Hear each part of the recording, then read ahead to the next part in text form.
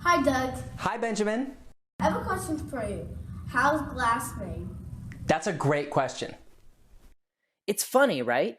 Think about just how many objects around you are made of glass. Without glass, we'd have no windows, no windshields for our cars, no drinking glasses or eyeglasses, no skyscrapers or smartphones. And yet, it's really not obvious at all where glass comes from. Like, if you're sitting there and you have a table or a desk in front of you like this, that's wood. I'm guessing you know that wood comes from a tree. Or this statue here is carved from stone. You know where that comes from. But glass? Glass is a material that has to be made. How do they make it? Where does it come from? Before I say anything more, now would be a good time to pause the video and discuss. Okay, you ready? Well, believe it or not, glass is made by taking a bunch of sand and getting it so hot that it melts. It's one of the most amazing things to watch how it's made, because in order to melt sand, you have to use a special type of oven that can get super hot. It's called a furnace or a kiln. Here you can see someone loading some sand into the furnace. Once it gets hot enough, it will melt or become liquid. And when you get something this hot, you can see it glows, just like lava. This isn't lava though, it's molten sand. And as it cools, it will start to look more familiar to you. It becomes solid glass. To make a flat sheet of glass, like you'd use for a window, they melt sand until it's molten. Then they pour it out and roll it into a flat shape like this, and carefully allow it to cool. More fancy objects, like a glass vase, are even more fun to watch. This involves a special skill called glass blowing. You can see here, it starts with this person taking a big glob of molten sand and getting it on the end of a hollow pipe. Then she blows air into the pipe. You can actually blow a bubble into it, which might end up being the open part of the vase. The molten glass has a similar thickness as honey. They carefully shape it the way they want it and keep turning it and turning it. As it cools, it becomes solid. Artists can make amazing sculptures with glass. Believe it or not, this artist is making a glass swan. So that's how glass is made. But it's kind of weird, isn't it? I mean, how did people ever discover that if you melt sand, it makes glass? We've been making glass for a long time. So long ago now that no one knows for sure who was the first person to discover that if you melt sand, it makes glass. But some of the earliest objects made of glass come from ancient Egypt, a place covered in desert sand. Could it be that someone long ago had a campfire and noticed that the heat of their fire melted the sand beneath it? No one knows for sure, but it's possible. That's all for this week's question.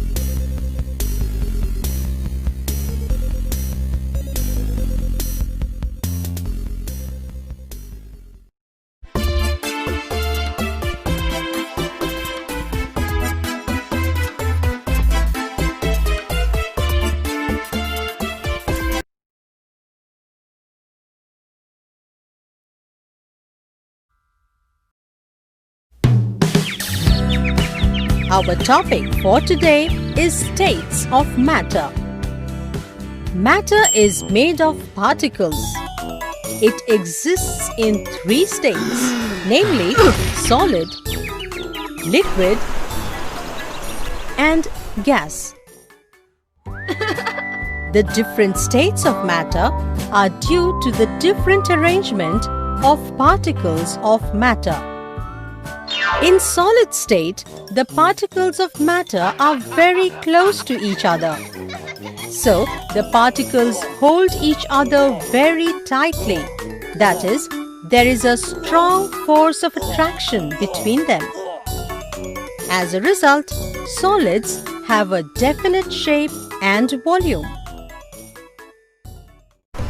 In liquid state, the particles are packed closely together, but they are much farther apart than the particles in solids.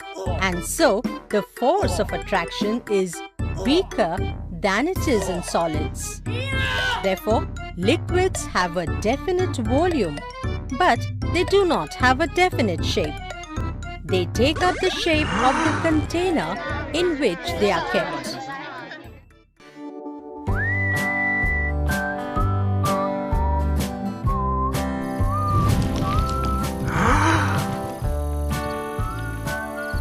In gases, the particles of matter are very far away from each other, and so the force of attraction between them is very weak. Thus, gases have neither a definite shape nor volume. They can fill the entire space or volume of a container, irrespective of the container size.